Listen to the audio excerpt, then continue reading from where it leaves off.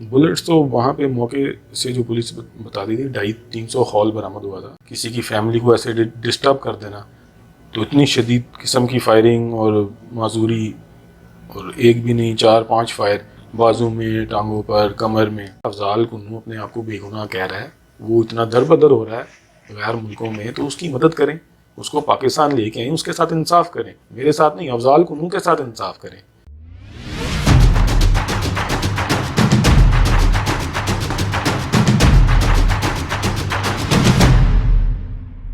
अस्सलाम वालेकुम जी। प्रोग्राम अंदर की बात के साथ मैं हूं आपकी होस्ट सईदा ज़हरा बुखारी, और आज मैं आपके लिए लाई हूँ एक ऐसी हादसाती स्टोरी, एक ऐसे बेटे की कि जिसने अपने वालिद साहब के कातिलों के खिलाफ जंग लड़ते लड़ते अपनी माजूरी सर ले ली, अपनी जॉब से हाथ धोना पड़ा, और इसके ये मसाइल का सिलसिला जो है वो थमा नहीं, और ये अभी तक जारी सारी है, और साथ साथ कातिलों की तरफ से जिनको थ्रेट्स का सामना भी करना पड़ा।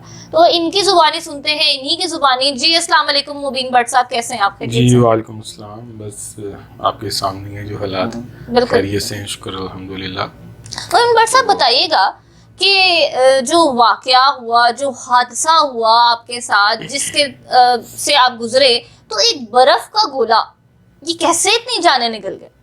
बर्फ का गोला तो बस ऐसे लगा जैसे तोप का गोला होता है, इस तरह सब कुछ हालात हुए। तो मामला इतना संगीन नौयत का नहीं था, पर इसको बना दिया गया संगीन नौयत का ना। ये असल में मसला है ये पेशेंस का। बिल्कुल 2-3 मिनट की पेशेंस ना होने की वजह से किसी को गोली मार देना और उसकी लाइफ को बर्बाद कर देना। यानी कि अगर मैं अपने आप को देखता हूँ उस गोले की वजह से ही, कि यहाँ गोला खाने गया वहाँ पे, या लेने गया गोला, या वहाँ से गुजर ही रहा होता गोला ना भी अगर होता, तो इन पेशेंट्स की वजह से किसी की फैमिली को ऐसे डिस्टर्ब कर देना, तो इतनी शदीद किस्म की फायरिंग और माजूरी, और एक भी नहीं 4-5 फायर बाजू में, टांगों पर, कमर में। ये लगे कैसे? ये वाकया कैसे पेश आया? बोले क्या वाकया इस तरह पेश आया कि मैं दुबई से आया हुआ था पाकिस्तान। सही। तो उस दौरान तो वहाँ गोला खाने चले गए।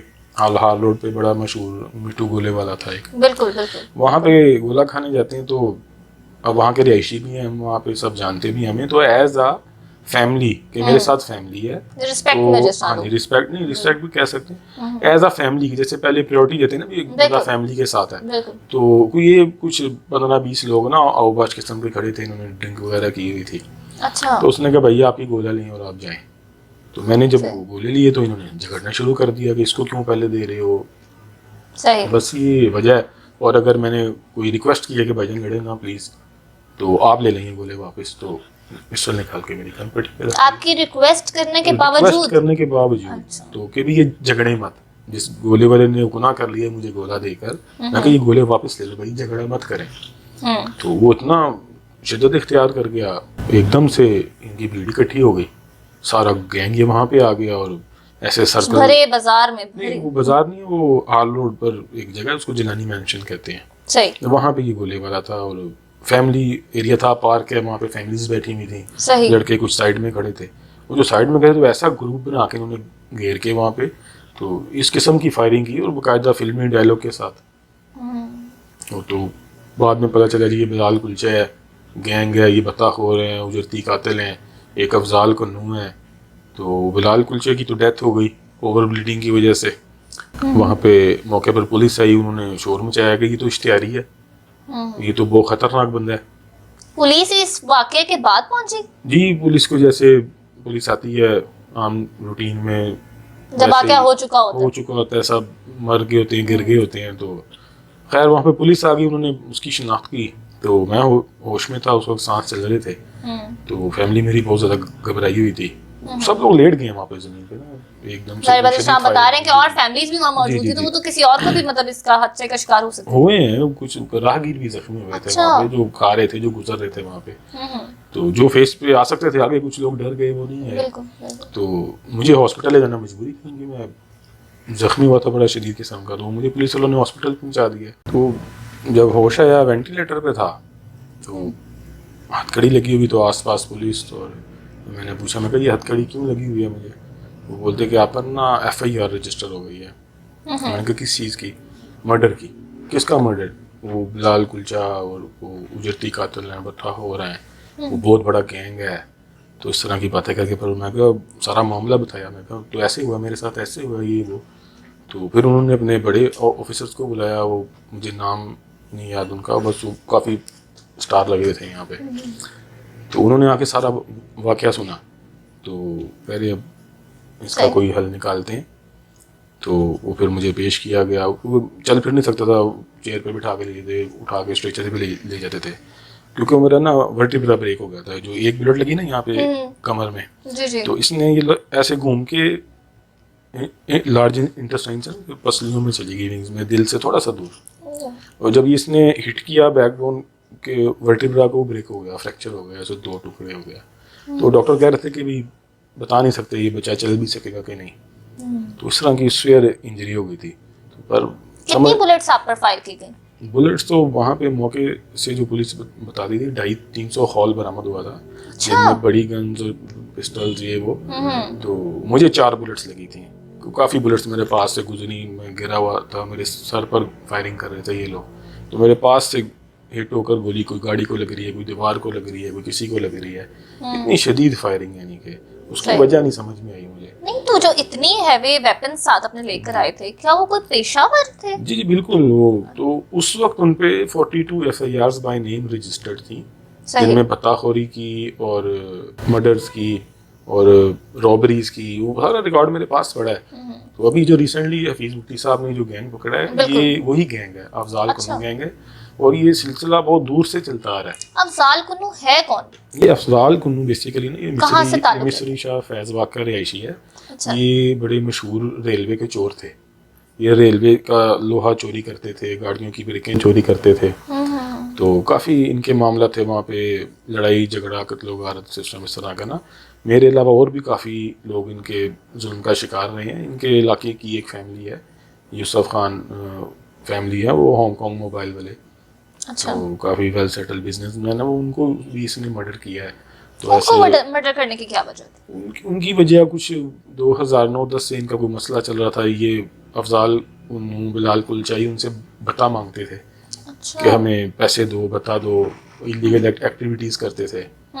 तो वो शरीफ शहरी थे, वो कारोबारी लोग थे, इन्होंने मार दिया। तो मैंने देखी पिक्चर्स उनकी, वो ऐसे आंख में बुलेट्स लगी हुई हैं। तो इनकी कोई, यानी कि इनके जोड़ का नहीं है कहने का मकसद। इनको सियासी पुष्ट बनाई, इनको पुलिस की पुष्ट बनाई, ये तो अल्लाह भला करे हफीज मुफ्ती साहब का, जिन्होंने इनको एक्सपोज किया है। अच्छा, पुलिस पर मतलब आपने कहा कि मतलब इस तरह से है, इनको किसी का भी डर नहीं। तो साबिक पुलिस ऑफिसर आबिद बॉक्सर, जिस पे भी उनके घर के पर फायरिंग की गई, ये वही है जी, अफजाल कुन्नू ही है। ये फायरिंग की है उसने ये बताने के लिए ना कि भी मेरे से बड़ा डॉन कोई नहीं है। वो जिसको चाहे फायरिंग कर सकता है, जिसको चाहे मार सकता है। मेरे वालिद साहब की 62 ईयर्स एज थी, ज़ईफुल उमर थे। और ये 10-12 FIR इनकी मेरे पास है रजिस्टर्ड बाय नेम, जिसमें इन्होंने ना बच्चों का लिहाज किया है, ना बुजुर्ग आदमियों का लिहाज किया है। झगड़ा किसी के साथ, मार रहे हैं किसी के मामू को, किसी के चाचे को, किसी के बाप को।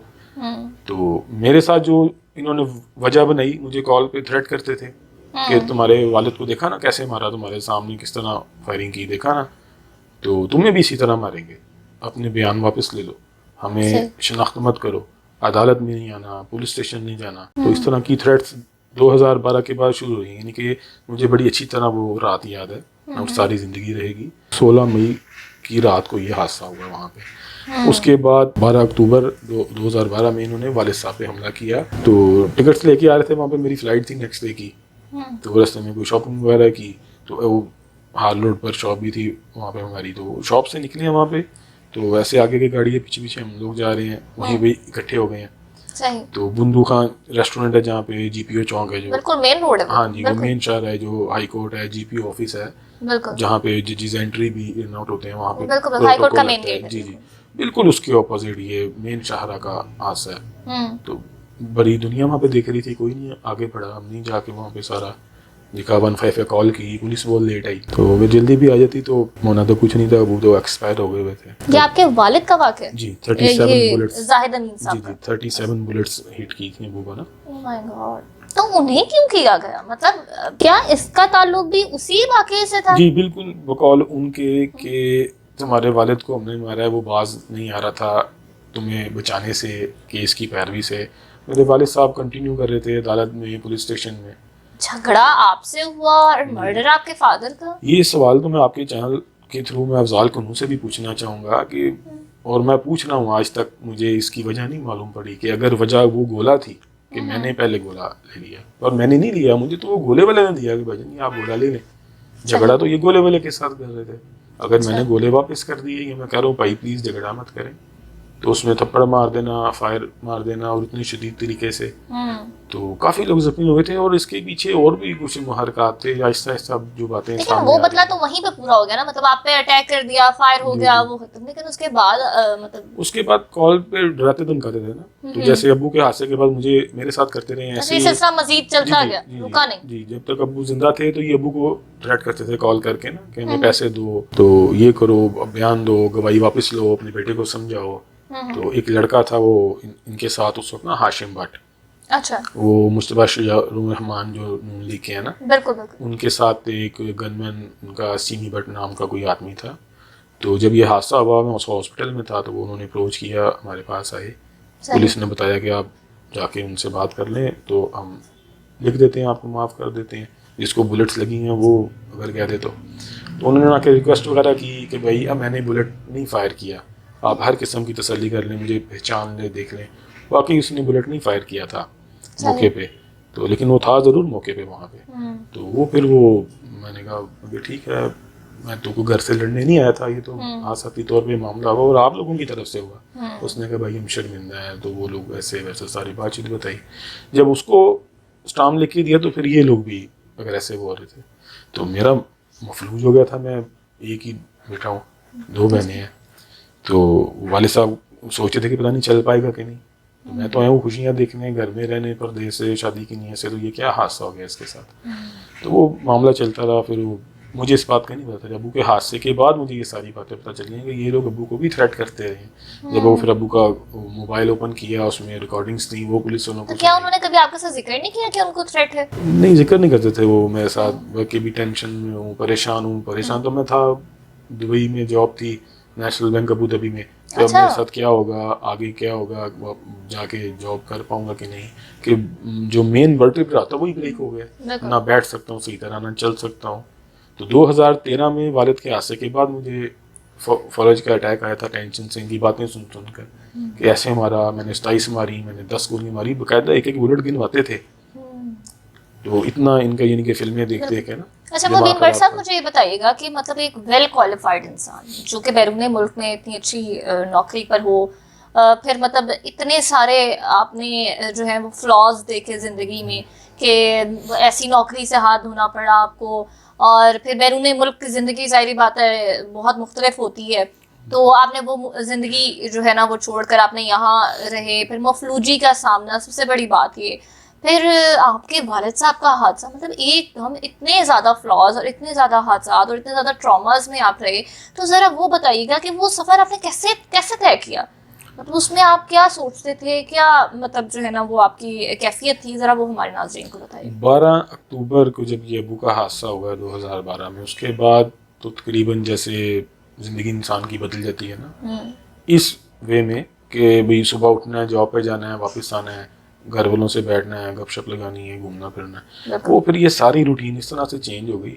कि जब मैं तदफीन के लिए अबू के वो सारी कार्रवाई जो होती है, मुझे तो वो भी नहीं मालूम थी कि FIR रजिस्टर होगी तो डेड बॉडी मिलती है, तो फिर आप जाके तदफीन कर सकते हैं। यही मेरे लिए बड़ा हैरानकुन बात थी कि अगर FIR नहीं होगी तो हम तदफीन नहीं कर सकेंगे, और पूरा प्रेशराइज करके मुझे FIR करवाई, क्योंकि आप तो कभी इन मामलात से गुजरे नहीं होंगे ना, डेफिनेटली आप तो बैरून मुल्क थे। उसके बाद फिर हर फेज पे कोई नया चेहरा आता रहा है, कभी कोई सियासतदान, कभी कोई डेरेदार, कभी कोई पुलिस वाला, तो वो सारी बैंकिंग लाइफ भूल के, फार्मूलेज और जो भी स्टडीज़ होती हैं वो भूल के, तो अब वो दफ़ा याद है, अभी 109 मशरे की होती है, वकील की ये फीस होती है, कोर्ट में ऐसे जाना है, पुलिस स्टेशन में ऐसे जाना है, तो कभी पुलिस की तरफ से भी इंसाफ नहीं मिला।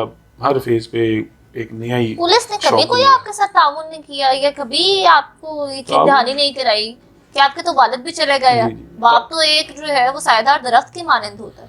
ताउन पुलिस ने इस वे में किया कि जब मैं ज़्यादा प्रेशराइज करता था पुलिस को, डेली पुलिस स्टेशन जाना या कॉल करनी, तो एक टाइम पे वो मुझे यानी कि उन्होंने पागल डिक्लेयर कर दिया। वो कहते आप ना मेंटली अपसेट हो चुके हैं, तो आपको तो ख्वाब में वो लोग नजर आते हैं, वो लोग तो बाहर हैं। ये तो ऑब्वियस था, जिनके वालिद गए हैं वो तो उनको तो जारी पता है, उनको कातिलों के अलावा कुछ नजर नहीं आता। हालांकि मेरे पास वाज़ेह सबूत थे उनके पाकिस्तान की मौजूदगी के, तो ये कोई आम गैंग से इनका ताल्लुक नहीं है, काफ़ी सपोर्टर है इनके। यहाँ तक इन्होंने मुझे थ्रेट किया कि वालिद साहब के हादसे के बाद मैं दुबई चला गया। तो इन्होंने मेरी एयरपोर्ट से पिक्चर निकलवा कर मुझे पिक्चर सेंड की, एयरपोर्ट की जो इमिग्रेशन काउंटर पे निकलती है ना, लास्ट काउंटर पे पिक्चर उतरती है, वो पिक्चर मुझे सेंड करके मुझे फ्लाइट बता रहे हैं, मेरा टाइम बता रहे हैं। आपको इस हद तक फॉलो करते रहे? इस हद तक फॉलो कर रहे थे। तो जैसे डेस्परेट होते हैं ना लोग, जैसे प्रोफेशनली किसी को तैयार किया गया होता है और टारगेट कर लेते हैं। जी, ये इनका उस गैंग से ताल्लुक था, इन्होंने ट्रेनिंग ली हुई थी। तो और अब आप उनके टारगेट पे थे? बिल्कुल टारगेट पे था, और अब भी टारगेट पे हूँ। फिर इसमें हर फेज पे अलग अलग मोड़ पे नए नए चेहरे सामने आते गए। पुलिस की फेस में, सियासतदान के फेस में, मैं आपको फिंगर टिप पे नाम गिनवा सकता हूँ। राना खालिद सलीम थे इंचार्ज इन्वेस्टिगेशन। अच्छा। तो उन्होंने केस की तफ्तीश शुरू की, सारे एविडेंस बेस्ड किए। जो सीडीआर निकलती है मौके पे, लास्ट कॉल किसकी थी, वो सीडीआर ओरिजिनल मेरे पास मौजूद थी। जो फाइल में पुलिस स्टेशन में पड़ी थी वो फेक थी। आईडी कार्ड की कॉपीज वो सिम जिनके नाम पे रजिस्टर्ड थी, उनकी ओरिजिनल कॉपीज मेरे पास थी और वहाँ पे फेक थी। तो इतना यानी कि मुझे अंडर प्रेशर किया गया। तो उस वे में 2000 कल्प्रिट्स का सही रिकॉर्ड ही मेंटेन नहीं किया गया। उनकी fake IDs, fake ID cards और फेक उनकी सीडीआर्स। तो जब फिर ये सारा मुझे मामला पता चला, तो फिर मैंने एक एसपी साहब थे अतीक चांडी उस वक्त, तो he is a very good man, that time he support me too much. तो मैं फिर उनके पास ये सब एविडेंस लेके गया। जब उनके पास गया तो उन्होंने फिर ये तफ्तीशी को बुलाकर उन्होंने कहा कि ये क्या मामला है, एक ये रिकॉर्ड ओरिजिनल है कि ये रिकॉर्ड ओरिजिनल है। फिर वो केस वहाँ से उन्होंने मॉडल टाउन सीए के ट्रांसफर कर दिया। सही, मतलब रीओपन हो गया? हाँ, नहीं, ट्रांसफर कर दिया। अच्छा, कि ये लोग तफ्तीश नहीं ठीक कर रहे। मैं खुश हो गया, मैं कभी ये सीआईए में जा रहा है, तो दोस्तों ने, लॉयर्स हैं कुछ, उन्होंने बताया सीआईए बिल्कुल अच्छी तफ्तीश करेगी। अच्छा, तो वो मेरी बैड लक। आपका एतमाद फिर से बहाल होना शुरू हो गया? हाँ जी, एतमाद मेरा बहाल हो गया। दोबारा से री इन्वेस्टिगेट किया केस को, जहाँ से सिलसिला चला था, लास्ट कॉल किसकी थी, कैसे हुआ, क्या हुआ। तो वो सारे बयान बाकायदा उनको रिकॉर्ड का हिस्सा बनाने की बजाय पुलिस वाले पेंसिल से लिख के, उनका बयान लेके, उनसे पैसे लेके उनको छोड़ देते थे। पेंसिल से रिकॉर्ड? जी, कभी ऐसा पेंसिल से बयान लिख के वो छोड़ देते थे। इसी दौरान एक चेहरा सामने आता है, कुछ लोग मुझे अप्रोच करते हैं, घर पे आते हैं, तो आके ओपनली मेरे साथ मिलते हैं, अपना तारुफ कराते हैं। जी, हम वो बंदे हैं जिन्होंने आपके अबू के सुपारी ली थी। अच्छा, ये अल्फाज इस्तेमाल? मैं कहा सुपारी भाई मतलब क्या? कह रहे जी आपके अबू को मारने के पैसे हमने लिए थे। तो मैं परेशान हो गया एकदम से। मैं कहा ये क्या नई बात कर रहे हैं? ये भी आपको प्रेशराइज करने का एक तरीका था? नहीं, ये प्रेशराइज नहीं, वो उनको अपनी गलती का एहसास हुआ था, या उनको मेरी हेल्प करना चाह रहे थे। गिल्टी थे वो? गिल्टी थे नहीं, गिल्टी तो नहीं थे। इन्होंने अफजाल कन्नू ने उनको पैसे दिए थे। अफजाल कन्नू और जुना भट्ट ड्यूटी फ्री शॉप का, दुबई में बैठ के इनकी कोई मीटिंग हो रही थी। इन्होंने वहाँ पे पैसों की ऑफर की, उन्होंने एग्री किया। तो उनमें से एक लड़का हाल लोड कर ऐशी था, तो वो जाहिर बात है वालिद साहब को जानता होगा, हमारी भी पैदाइश वहीं की है। उसने अब्बू को शनाख्त कर लिया। उसने कहा कि भाई ये तो अंकल है, नहीं ऐसे नहीं, बुजुर्ग आदमी है, तो इनको क्यों ऐसे मर्डर किए जा रहे हैं। उन्होंने मना कर दिया। अच्छा भट्ट साहब, मुझे बताइएगा, आपने बताया कि ना ही पुलिस का लिहाज करते हैं और पुलिस को ऑर्डर्स भी दे देते हैं कि ऐसा करना है और ऐसा नहीं करना, और इसको गिरफ्तार करना है और इसको नहीं करना। तो जैसे अभी हमारे एक सहाफ़ी जो है हसनैन शाह, उनका भी मर्डर हुआ। आपने बताया कि 7 जो है ना ये अभी शूटर्स गिरफ्तार किए गए हैं, और बताया ये जाता है पुलिस की जानिब से कि इनका उनसे कोई ताल्लुक था, मतलब उनके मर्डर से जो है ना इन 7 शूटर्स का भी ताल्लुक था। तो इतना स्ट्रॉन्ग गैंग, मतलब इतना मुनज़्ज़म और इतना ऐसा गैंग कि जो ना पुलिस से डरता हो, ना सहाफ़ियों से डरता हो, ना किसी और ताकत से डरता हो, और यानी ये तो एक स्टेट को चैलेंज करने की वाली बात है। तो इतना स्ट्रॉन्ग और इतना मुनज़्ज़म गैंग, तो इसकी पुष्पनाही कौन करता है? ये अफजाल उर्फ कुन्नू जो आपने बताया कि मेन जो है सरगना है इस ग्रुप का, तो इसकी जो है वो पुष्पनाही कौन करता है? क्या कुछ सियासी जमात है, या कौन से ऐसे लोग हैं इनके पसे पर्दा कि जो ये इतने स्ट्रॉन्ग, मतलब इतने मादर मैं पितर आजाद? उनको पहले से तो नहीं जानता था, तो जैसे मैंने आपको बताया कि हर फेज पे, हर मोड़ पे, यानी कि आप कह लें 2012 से लेके कि 22 चल रहा है अभी, तो हर साल कोई नया चेहरा सामने आया है। स्टार्ट ये जहाँ से हुए हैं उबैद उर्फ जूना भट्ट से, तो उसके साथ उठ बैठ रहे हैं, उसको वो इनके साथ मेरे खिलाफ चल रहा है, अब उसी के जान के ये लोग दुश्मन बने हुए हैं। अच्छा। रिसेंटली उसको अटैक भी हुआ है, जो पुलिस मुकाबले हुए हैं उसमें फरूक डार एक बंदा जिसने वो 100 मर्डर किए हुए हैं, उसने बताया कि भी ये लोग उसको भी मारना चाह रहे थे। ये सारा एक ही गैंग था। और मीठा गाड़ी, फरूक डार, मोहसिन वगैरह जो भी पुलिस मुकाबले हुए हैं ना, ये सारा एक गैंग है। और हफीज भुट्टी साहब ने वो जो गैंग पकड़ा है उनमें जो एक लड़का है साजिद, बिल्कुल बिल्कुल, तो अभी रिसेंटली सब्ज़ादार में जो FIR रजिस्टर हुई है ना, वहाँ पे वो लड़के की मौजूदगी पाई गई, उसका भी इन्वॉल्वमेंट पाई गई। ये वो गैंग है सारा। अच्छा, उसमें कोई कन्फेशन या कोई ऐसा उसने किया है? बिल्कुल कन्फेशन किया है। ये लोग मुझे मेरे साथ बहुत खेलते रहे हैं, मेंटली टॉर्चर कर कर। वो जो साजिद लड़का है ना, उसके 2012 के मेरे पास एविडेंस पड़े हैं, वीडियो रिकॉर्ड पड़ा है। अच्छा, क्या आप हमें सुना सकते हैं वो? जी बिल्कुल, वो मैं आपको सुना भी सकता हूँ और मैं आपको दिखा भी सकता हूँ।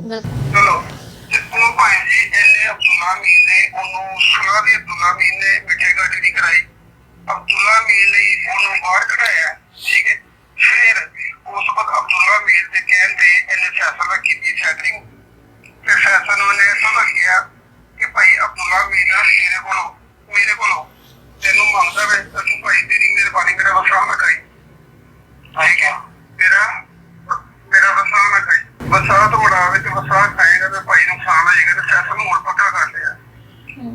ਉਸ ਤੋਂ ਬਾਅਦ ਜੀ ਪੱਕਾ ਕਰਨ ਤੋਂ ਬਾਅਦ ਜਿਸ ਦਿਨ ਫੈਸਲ ਦਾ ਮਰਡਰ ਹੋਇਆ, ਉਸ ਤੋਂ 1.5-2 ਘੰਟੇ ਬਾਅਦ ਮਿੱਠੇ ਨੇ ਕੀਤਾ ਸਿਕੰਦਰ ਨੂੰ ਫੋਨ ਕਰਕੇ ਕਹਿੰਦਾ ਯਾਰ ਬੜਾ ਅਫਸੋਸ ਹੋਇਆ, ਕੰਪਲੇਂਟ ਕਰਦਾ ਪਏ ਅਬਦੁੱਲਾ ਮੀਰ ਕਰਦਾ ਪਏ। ਅਬਦੁੱਲਾ ਮੀਰ ਦਾ ਤੁਹਾਨੂੰ ਦੱਸਿਆ ਵੇ ਅਮਰੀਕਨ ਗ੍ਰੀਨ ਕਾਰਡ ਹੈਗਾ ਵੇ, ਠੀਕ ਹੈ। ਅਬਦੁੱਲਾ ਮੀਰ ਕੋਈ ਬ੍ਰਿਟਿਸ਼ ਪਾਸਪੋर्ट है और चाइनीज के नाल अच्छा ताल्लुक है जिन्हें वादे कर।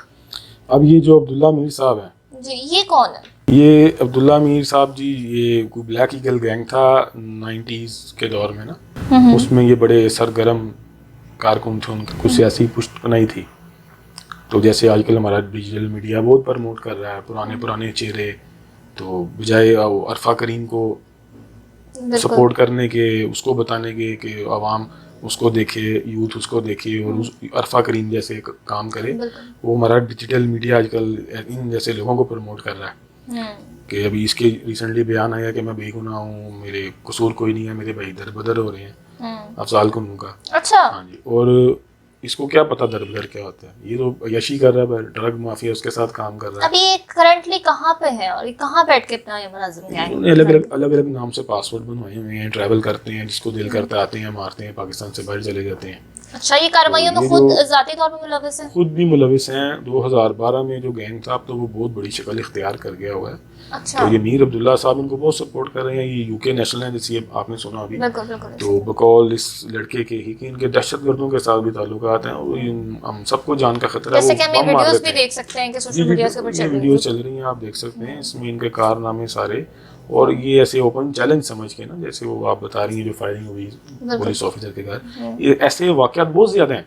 अच्छा। तो वो तो पुलिस वाले थे, उन्होंने स्टैंड ले लिया। और अलावा बहुत विक्टिम है। आमना मॉडल एक मर्डर हुई थी बंद रोड पे, तो वो भी इन्होंने मर्डर की थी, इनके साथियों ने की थी। और उसके घर वालों को ब्लैकमेल करके, डरा धमका के, जैसे मुझे ब्लैकमेल करते रहे हैं, डराते रहे हैं। तो हमारा तो इधर ये हालात हो गए हुए थे कि कोई घर नहीं आना मुनासिब समझता था। सब कोई आ रहा है तो उसको कोई गाड़ी हिट कर रही है, कोई मोटर बाइक किसी तरह से मतलब टीज टॉर्चर किया जाता था कि ये केस से पीछे हट जाए, क्योंकि अच्छा। उनका मिशन था पूरे लाहौर को ऑपरेट करना। उस केस से जिसमें आप अपने वालिद साहब के केस में मुद्दई, उस केस में भी, उससे पहले भी जो मैंने गवाही दी कि इन्होंने ऐसे ऐसे मेरे साथ किया। तो अगर ये लोग सच्चे थे, बेगुनाह थे, तो फेस पे क्यों नहीं आए? उस वक्त यहाँ पे मौजूद थे, फिर बाहर चले गए हैं। 8-9-10 साल का अरसा हो गया है। ये गिल्टी हैं। अभी जैसे एक निजी चैनल पे इसका बयान आया कि मैं बेगुनाह हूँ, तो अपनी बेगुनाही साबित करो आके। अच्छा। तुम दरबदर हो रहे हो तो वापस आओ, क्यों नहीं आ रहे? फेस करो आके, अदालत में आओ, पुलिस में आओ, जो बेगुनाह होगा वो बेगुनाह हो जाएगा। सही। अच्छा मीर भट्ट साहब, जिस तरह से आपने कहा कि मतलब ये तो अपने बेगुनाही के बयानात दे रहे हैं, तो इनके मतलब इस जुराइम में मुलव्वस होने के और भी सबूत आपके पास मौजूद हैं जी, ताकि कल बिल्कुल। को अगर हमसे कोई राब्ता किया जाए तो हम वो सबूत जो है वो बिल्कुल पेश मेरे कर पास ये पिक्चर्स हैं, इसमें ये देखें, ये सारा ड्रग माफिया बैठा है। सकें। जी, ये वो लड़का साजिद है, ये जिसको हफीज मुफ्ती साहब ने अभी वो पकड़ा 7 है। शूटर्स में जी से जी, ये जिसका बयान भी आता बिल्कुल है। इनके अच्छा, साथ पुलिस मुकाबला हुआ है शादबाग में, फिर इनको अरेस्ट किया गया है। सही। उसके बाद ये मीर अब्दुल्ला है जिनका ये बच्चा जिक्र कर रहा है, ये यूके नेशनल है, और अच्छा। इन्होंने तो बल्कि हफीज साहब को धमकियां भी लगाई हैं कि आपको हार्ट से उठ के आ गए, आपको तमीज़ नहीं है।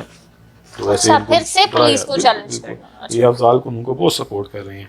ये देखिए, ये ड्रग माफिया है सारा, ह्यूमन ट्रैफिकर है, ये इस्तांबुल में मीटिंग हो रही है बैठ के। ये वो दहशतगर्द है अब्दुल मालिक जो ईरान और अफगानिस्तान को मतलूब है दहशतगर्द कार्रवाइयों में। जॉर्जिया से ये पूरा गैंग पकड़ा गया था। सही। ये पाकिस्तान में इस गैंग को ऑपरेट कर रहा है मीर अब्दुल्ला की सरबराही में। फाइनेंशियल मतलब अभी सपोर्ट, भी ये जी खतरा बिल्कुल लाहक बिल्कुल। है और ये सिर्फ आपके इनके लिए नहीं शूटर और हैं, जानों के लिए। ये सब इनके शूटर हैं। इनमें से एक लड़का शूटर है जो रिसेंटली यूके नेशनल लड़की अगवा हुई थी जिसकी फिंगर कट कर कर वो भेजी और वो एम्बेसी इन्वॉल्व हुई। ये इस तरह के इनके बहुत ज़्यादा हादसा कारनामे हैं ना। ये देखें, ये सारा गैंग है, ये सब बिजनेसमैन है, वाइट कॉलर बने हुए हैं। तो ये हफीज साहब ने इनको एक्सपोज किया सारा। ये देखें, ये भी ड्रग माफिया, ये अफजाल कुनू है। ये देखें, ये कहता मैं दरबदर हो रहा हूँ, परदेश में धक्के खा रहा हूँ। अल्कोहल जी बिल्कुल, ये अल्कोहल सारा। और ये शूटर्स हैं। अभी रिसेंटली इधर सदरजार में एक मर्डर हुआ है ना, अच्छा। फैसल नाम का लड़का, वो जो मैं आपको बता रहा था पहले, जो यूसुफ खान होंगकॉन्ग नेशनल थे, उनके मर्डर में वो बच्चा विटनेस था, उसके चाचू थे। तो इन्होंने उसके साथ कुरान ईमान पर सुलह करके उसको कह कर कि हम खाने काबा में आएंगे, वहाँ बैठेंगे, एक दूसरे का नुकसान नहीं करेंगे, ऐसा झांसा देकर बच्चे को मर्डर कर दिया। तो यानी कि इनके लिए पाक कलाम भी कोई मायने नहीं रखती। तो मेरे साथ बहुत ज़्यादा इन्होंने ज्यादती की है। बिल्कुल। मुबीन भट्ट साहब, मुझे ये बताइएगा कि मतलब पुलिस को धमकियाँ, स्टेट को चैलेंज करना, आपको थ्रेट करना और मुख्तलिफ वारदातें, मुख्तलिफ वाक़यात, मतलब खतरा तो अभी भी आपके लिए भी मौजूद है, बाकी आम शहरियों के लिए भी मौजूद है, और आम शहरियों के साथ साथ पुलिस को भी, जैसे आपने बताया कि हफीज मुफ्ती साहब को भी थ्रेट्स की गई तो उनका नाम लेकर। तो अब आप क्या समझते हैं, मतलब इतनी थ्रेट्स क्या अभी भी मौजूद हैं, और अगर मौजूद हैं तो आप इसमें कैसे सरवाइव करें, और आपने फ्रंट पे आने का कैसे फैसला कर लिया? फ्रंट पर आने का फैसला तो ये 2012 से ये सारा सिलसिला चल रहा है ना। तो मेरे लिए तो ये एक तरह का जिहाद हो गया ना कि मेरे साथ ज्यादती हुई। अगर ये गोले को वजह बना रहे थे तो गोले वाले को मारना चाहिए था, वो जो इन्होंने मारा भी। अच्छा जी, वो भी विटनेस था, उसको भी मार दिया। तो वो तो केस उसका रजिस्टर हुआ है चमन आइसक्रीम वालों पे, बाबर महमूद जो हार रोड पे सदर है उनके खिलाफ, और बाकायदा एक हैंडसम अमाउंट 16 करोड़ रुपया दे गए, उस कत्ल की सुलह की गई। बाबर महमूद भट्ट साहब का इसमें क्या किरदार है? उन पे भी बाय नेम एफआईआर रजिस्टर ना, ये गवाह की मिठू गोले वाले की ना। अच्छा जी, शान उसको गोले वाला मशहूर था वहाँ पे, वो चमन आइसक्रीम वाले और बाबर महमूद, इन सब पे बाय नेम एफआईआर रजिस्टर हुई है, और वो लोग मानने भी हैं कि हमने इसको मर्डर करवाया है। फिर उसके घर वालों को पैसे देके उन्होंने सुलह जो कर कि आपके केस का वाहिद गवाह था। वाहिद विटनेस था, चश्मदीद गवाह था बिलाल तुलचे वाले हादसे का। फिर वो और भी केस में विटनेस था, यानी कि ना मुदई को जिंदा छोड़ते हैं और ना विटनेस को जिंदा छोड़ते हैं।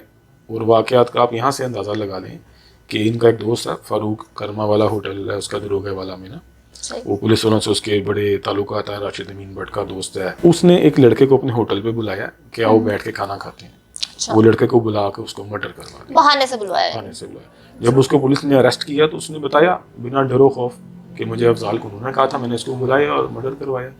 उस वजह क्या उसके मर्डर होने की, वो भी विटनेस था एक केस का। फिर अच्छा। उसके वालिद को भी जख्मी किया गया, एक उसके भाई को भी जख्मी किया गया, वो मफलूज हो गए टांग से। वालिद उसके रिटायर्ड हेड कांस्टेबल हैं, तो उन पर भी फायरिंग की, जख्मी हो गए बुरी तरह। तो ऐसे कई वाक़यात हैं। एक इन्होंने मस्जिद में एक बुजुर्ग आदमी को शहीद किया, इतने से बड़े सुराख है मस्जिद में, तो मस्जिद में फायरिंग की इन्होंने।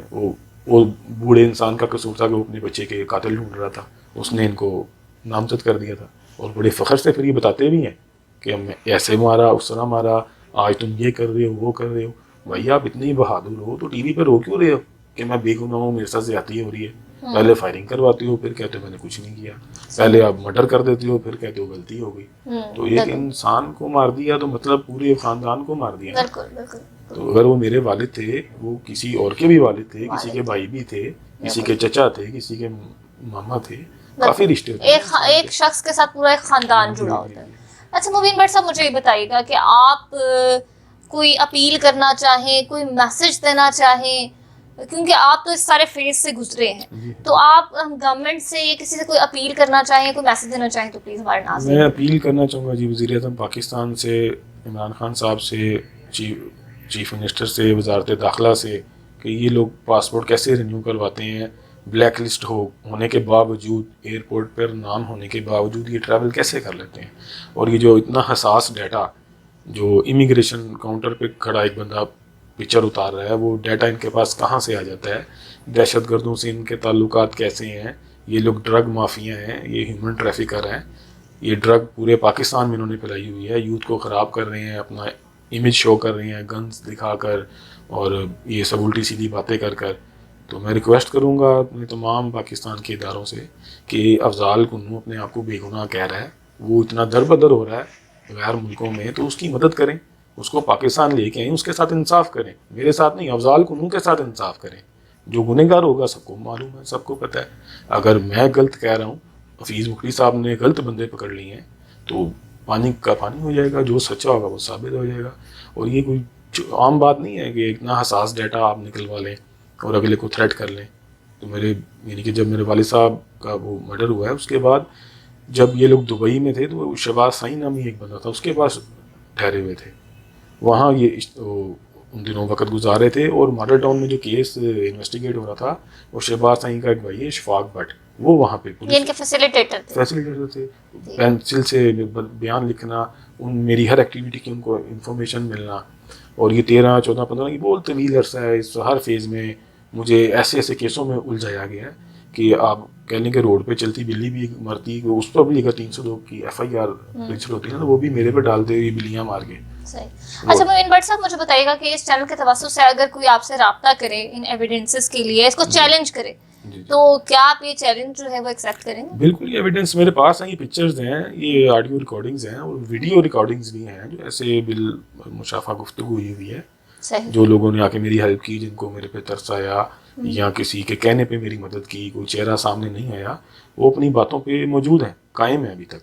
ये जो अब साजिद लड़का पकड़ा गया है, हफीज साहब ने पकड़ा है, 2012 में भी यही साजिद था, यही गवाह थे, यही सब कुछ मवाद मेरे पास था, मेरे साथ इंसाफ नहीं हुआ। तो शायद कोई दुआ किसी की कबूल हो गई, किसी मजलूम की हाल लग गई इनको, तो अल्लाह पाक ने फरिश्ता बनाकर हफीज साहब को भेजा है, उन्होंने इनको एक्सपोज किया है। तो अब जो उनके सपोर्टर हैं वो आपके सामने है, वो भी मीडिया पे मीर बुल्ला भी बयान दे रहा है। सही।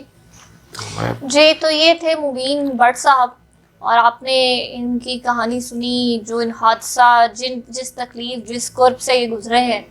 तो हम भी ये अपील करते हैं कि उन इदारों से कि इनको इंसाफ के लिए जो है वो जल्द से जल्द इंसाफ की फराहमी की जाए। और इसके साथ ही अपनी होस्ट को इजाज़त दीजिएगा प्रोग्राम अंदर की बात के साथ। आपकी होस्ट ईदा ज़ारा बुखारी। अल्लाह हाफ़िज़।